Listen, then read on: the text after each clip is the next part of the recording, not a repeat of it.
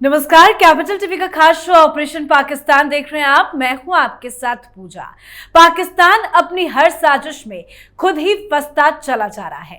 पाकिस्तान पर चारों तरफ से शिकंजा कस चुका है। शुरुआत करते हैं रूस से। शहबाज शरीफ ने रूस के राष्ट्रपति पुतिन को एक चिट्ठी भेजी है।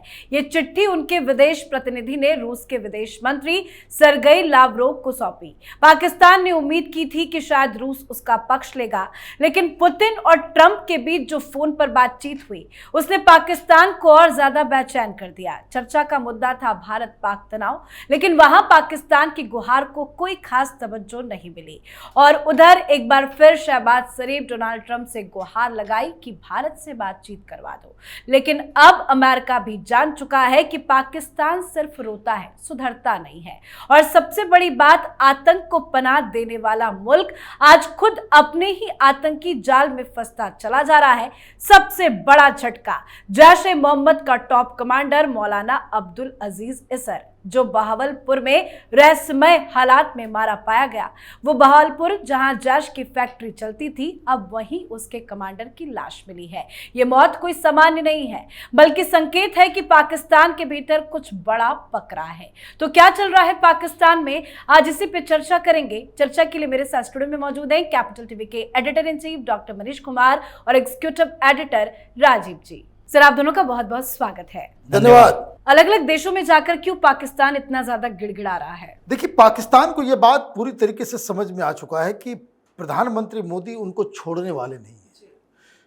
बातचीत एक जरिया हो सकता है कि किसी तरीके से यह तनाव कम हो, लेकिन आप देखिए कि जिस हिसाब से इंटरनल सिचुएशन है उसको वो टैकल करे, सिंध को टैकल करे, बलूचिस्तान को टैकल करे, खैबर पख्तूनवा में टीटीपी को टैकल करे, या बॉर्डर पे जो तनाव हिंदुस्तान के साथ है उसको टैकल करे, इसी चक्कर में फंसा हुआ है। और पैसे नहीं है, सामर्थ्य नहीं है, और कहीं से कोई आस नजर नहीं आ रही। दिक्कत क्या है कि पानी रोक दिया गया है, बातचीत के कोई आसार नजर नहीं आ रहे हैं। तो ये किसी तरीके से एन केन प्रकारेण वो चाह रहा है कि भारत उनसे बातचीत कर ले, ताकि फिर वो विन विन सिचुएशन कि देखो हमने पहलगाम भी कर दिया, हमने उनके राफाल भी गिरा दिए, वहां का विपक्ष ये कह रहा है कि हमने सरेंडर कर दिया, और ऊपर से हिंदुस्तान बातचीत के लिए वो अपना नैरेटिव उस तरीके से अंदर खाने उसको मालूम है कि हिंदुस्तान इस बार कोई कॉम्प्रोमाइज नहीं करने वाला है। दिक्कत क्या है यह समझना जरूरी है। प्रधानमंत्री मोदी कह रहे हैं कि हमारा ऑपरेशन जारी है। ऑपरेशन जारी है तो कुछ कुछ लोग मारे भी जा रहे हैं। ऑपरेशन सिंदूर के बाद 3 बड़े कमांडर्स की जो है बिल्कुल ही रहस्यमय तरीके से मौत हो गई। इसका मतलब है कि अंदर से भी और बाहर से भी सारी चीज़ें चल रही है। दूसरी चीज़ कि हिंदुस्तान जिस हिसाब से ने अपना एक पोस्चर बनाया है, भाई ये सारे लोग जान रहे हैं कि हिंदुस्तान की स्टैंडिंग, अमेरिका ने हाथ खड़ा कर दिया तो पुतिन के पास पहुंच रहे हैं, पुतिन ने भी हाथ खड़ा कर दिया। अभी सऊदी अरब वो आज निकले हैं कि वहाँ सऊदी अरब के ऊपर कह के कि किसी तरीके से बात करा दो, बात करा दो। और हिंदुस्तान का पोजीशन क्या है? हिंदुस्तान का पोजीशन ये है, शशि थरूर ने बड़े अच्छे तरीके से कहा कि भाई ऐसा है कि अगर पड़ोसी आपके बच्चों के ऊपर कुत्ते छोड़ देता है और उसके बाद कहता है भाई बातचीत करो, तो बातचीत तो नहीं होगी। पहले कुत्ते को बंद करो, कुत्ते को मारो, या कुत्ते को कहीं और हवाले कर दो, मतलब हिंदुस्तान के हवाले कर दो इन आतंकियों को, तब तो बातचीत होगी। अदरवाइज बातचीत का कोई साइन नजर नहीं आ रहा है, क्योंकि एक स्वर में, चूंकि हिंदुस्तान में सरकार के साथ जनता खड़ी है, पाकिस्तान में जनता उनके खिलाफ खड़ी है, हिंदुस्तान की जनता बातचीत के फेवर में नहीं है, इसलिए सरकार का भी दमखम उसी तरीके से नजर आ रहा है कि बात अगर होगी तो 2 चीज़ के ऊपर होगी। एक कि पीओके तुम कब खाली करोगे, और दूसरा कब तुम अपने आतंकियों को हिंदुस्तान के हवाले करोगे या फिर उसको ख़त्म करोगे। इसी मुद्दे के ऊपर बातचीत पॉसिबल है, अन्यथा वो पुतिन के पास जाएं, शी जिनपिंग के पास जाएं, चाहे वो ट्रंप के पास जाएं, बातचीत की कोई उम्मीद बिल्कुल नहीं। भारत ने अपना स्टैंड तो शुरू से ही क्लियर कर रखा है। राजीव सर, चाहे वो चिट्ठी लिखना हो या ट्रंप के सामने एक बार फिर से गिड़गिड़ाना हो कि भाई बात करवा दो भारत से, इस तरह की हरकत क्यों शहबाज शरीफ कर रहे हैं? क्या वो उम्मीद जता रहे हैं रशिया और अमेरिका से? देखिए, उम्मीद तो उसकी यही है कि किसी तरीके से भारत उसके खिलाफ कार्रवाई कम कर दे, उम्मीद यही लेकर जा रहा है। लेकिन जो ट्रंप और पुतिन की बातचीत हुई और शहबाज शरीफ ने जैसे पुतिन को लेटर लिखा, सरगेई लावरोव को लेटर लिखा और कहा कि भाई मीडिएट करने की कोशिश करो, इस पूरे डिप्लोमेटिक रिलेशन में यह दिखाई पड़ रहा है कि ट्रंप अब डगरे की बैगन की तरह हो गया। ट्रंप को अब पाकिस्तान भी नहीं पूछ रहा और ये क्रेडिट लेने के लिए घूम घूम कर दुनिया में कह रहा है कि नहीं, हमने भारत और पाकिस्तान के बीच के तनाव को खत्म करवा दिया, कम करवा दिया। अगर ट्रंप की स्थिति देखें तो वो इतने दिनों में कई बार भारत और पाकिस्तान के तनाव को लेकर अलग अलग देशों में बयान दे चुके हैं, लेकिन उसके बाद पुतिन के सामने गए, जब बातचीत हुई तो उन्होंने बातचीत की शुरुआत एशिया में शांति व्यवस्था स्थापित करने के लिए की और उसमें भारत पाकिस्तान के बीच के तनाव पर चर्चा भी कर रहे हैं कि भारत को समझाएं, और दूसरी बात क्रेडिट भी ले रहे हैं कि हमने ऐसा कर दिया। तो इस पर पुतिन तो चुप रहने वालों में से नहीं है। जो भारत और रूस के संबंध इस दौरान है वो पिछले 10 साल यानी कि 2014 से 10 साल के बीच जो डॉक्टर मनमोहन सिंह जैसे एजेंट जो अमेरिका के थे उसके दौरान कमजोर हुए थे, वो और मजबूत हो चुके हैं। कांग्रेस की ही देन है। जो रूस भारत के साथ हमेशा खड़ा रहा, जैसे अमेरिका इजराइल के साथ हमेशा खड़ा रहा। अभी भी सिक्योरिटी काउंसिल में इजराइल और फिलिस्तीन के तनाव को लेकर, गाजा में युद्ध विराम को लेकर आया एक प्रस्ताव और वीटो किसने किया? अमेरिका ने। उसी तरह से भारत और पाकिस्तान के तनाव का केंद्र रहा कश्मीर, और कश्मीर पर जितनी बार इन लोगों ने सिक्योरिटी काउंसिल में प्रस्ताव लाया उतनी बार रूस ने वीटो किया। रूस ने सबसे ज्यादा अपने वीटो का इस्तेमाल भारत के समर्थन में किया है कश्मीर के मुद्दे को लेकर।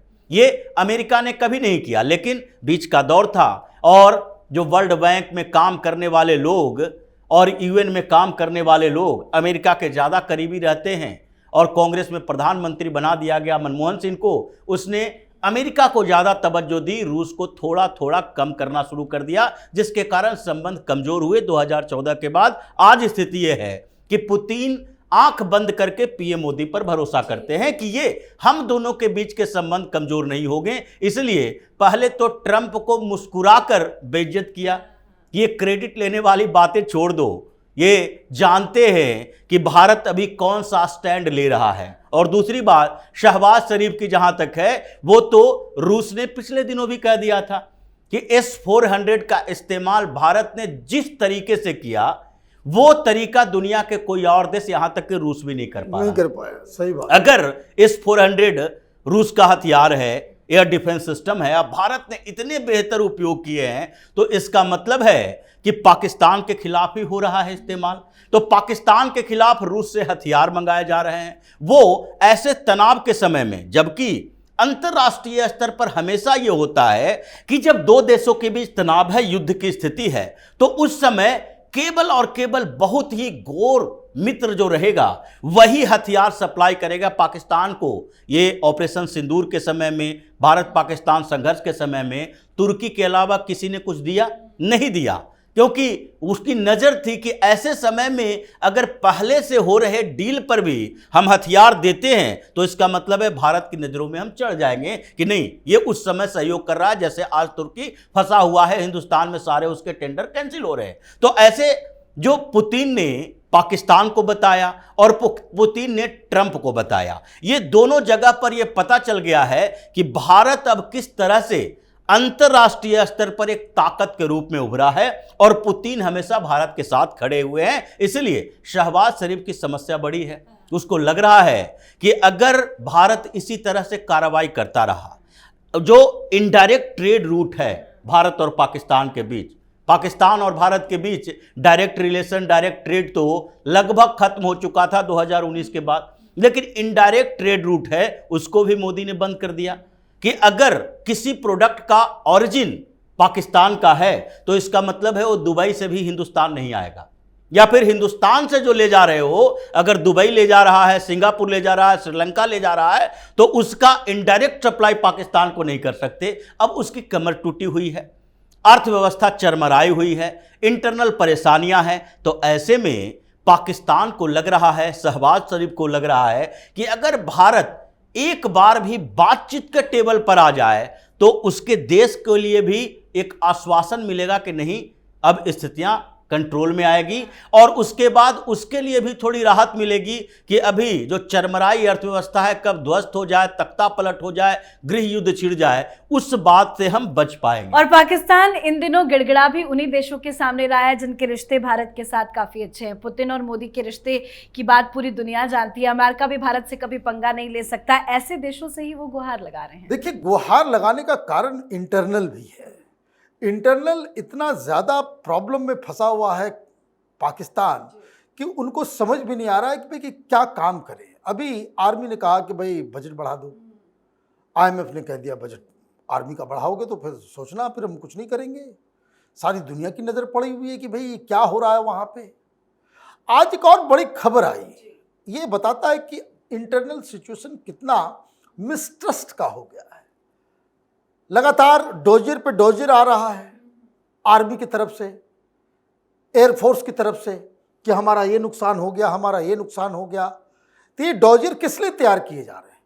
भाई पैसे चाहिए।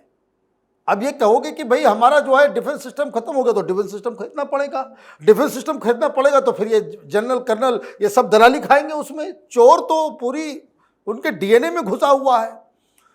तो तंग आकर के प्राइम मिनिस्टर शहबाज शरीफ ने आज एक कमेटी बनाई 15 लोगों की। 15 लोगों की कमेटी बनाई और यह कहा कि भाई फॉरेंसिक जांच होगी, फॉरेंसिक जांच होगी कि कहां कहां नुकसान हुआ है और कितना कितना नुकसान हुआ है। और आर्मी और तमाम एजेंसियां इस टीम का बिना किसी लाग लपेट के मदद करेगी। 15 दिन में रिपोर्ट देनी है कि नुकसान का जायजा लेना है और यह भी जायजा लेना है। अब देखिए, मार्क कीजिए जो नई बात है कि किस वेपन से अमेरिकन मिसाइल, इंडियन मिसाइल जो पड़ा है उसका भी फॉरेंसिक, उसका भी जांच होगा। आप इस बात को समझिए। सरकार ये कह रही है कि आर्मी ने इतना सारा कुछ जो डिमांड बढ़ाते चला जा रहे हैं। इंडिया वाले ने कहा 19, ये खुद का आकर के कह रहे हैं 28, अब ये कोई कह रहा है कि ये 42 पहुंच गया है। और ये लोग ये कह रहे हैं कि भाई वो पता करने के लिए कि इंडिया वाले ने मारा है या कहीं आपस में ही तो नहीं उड़ा दिया और ये बजट बढ़ा रहे हो। ये कोई मिलिट्री, भाई वहाँ पे तो अगर कोई मिलिट्री ऑपरेशन के अंदर कोई चीज़ का नुकसान हुआ है तो मिलिट्री करेगी ना जांच। यहां आपने क्या किया है? आपने गृह सचिव को, तो इस सचिव को, उस सचिव को, आपने गवर्नमेंट ऑफिशियल्स की 15 लोगों की टीम बना करके जिसको हेड करना और जिसको रिपोर्ट करना होगा गृह मंत्रालय को, नॉट टू द आर्मी।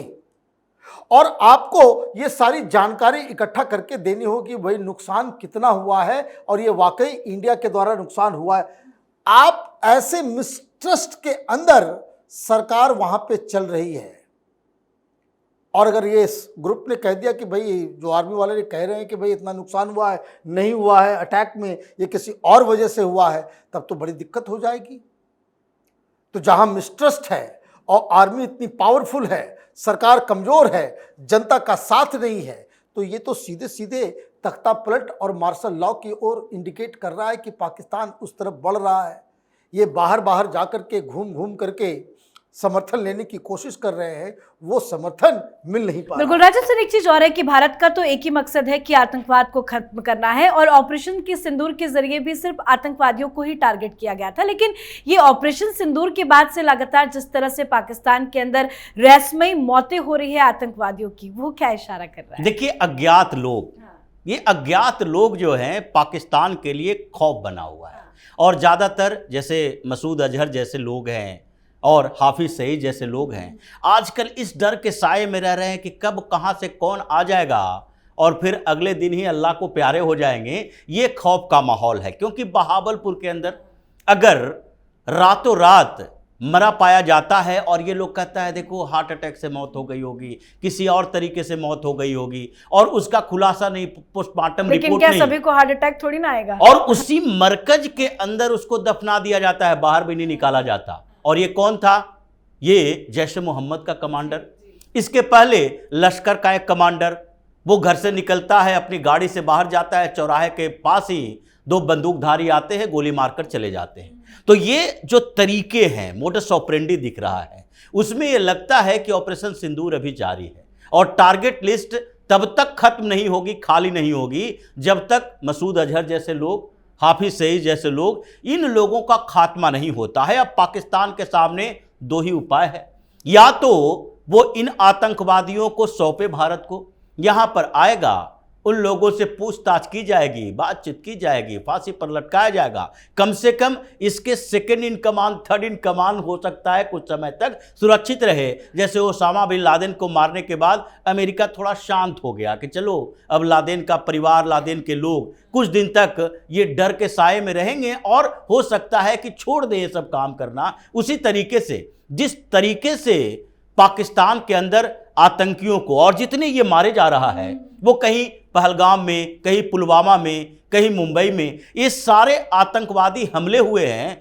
उसमें शामिल था, और उन्हीं लोगों की मौत हो रही है, मारा जा रहा है। इसका मतलब है कि अभी ऑपरेशन सिंदूर का एक्सटेंडेड वर्जन जो है वो टारगेट लिस्ट के ऊपर है। अभी मिसाइल से नहीं, बंदूक से, गोली से, और जो रॉ है उसके अपने तरीके हैं, कौन कौन से हथियार, कौन कौन से केमिकल वेपन है जिसका इस्तेमाल किया जा रहा है, वो तो आगे पाकिस्तान ही धीरे धीरे राज खोलेगा। जी बिल्कुल सर, बहुत बहुत धन्यवाद सर समझाने के लिए। धन्यवाद। तो हकीकत यह है कि पाकिस्तान अब गड्ढे के आखिरी किनारे पर खड़ा है। भारत ऑपरेशन सिंदूर और वाटर स्ट्राइक जैसे फैसलों से पाकिस्तान को हर मोर्चे पर घेर रहा है। रूस, अमेरिका, सबने पाकिस्तान को तवज्जो नहीं दी है और ना चीन खुलकर साथ दे रहा है। चाहे वो रहस्यमयी मौतें हो, अंतर्राष्ट्रीय मंच पर गिड़गिड़ाहट हो या रूस अमेरिका की फटकार, हर संकेत यही कहता है कि अब पाकिस्तान की उल्टी गिनती शुरू हो चुकी है। तो आपकी क्या राय है, कमेंट करके लिखिएगा। देखते रहिए कैपिटल टीवी। नमस्कार।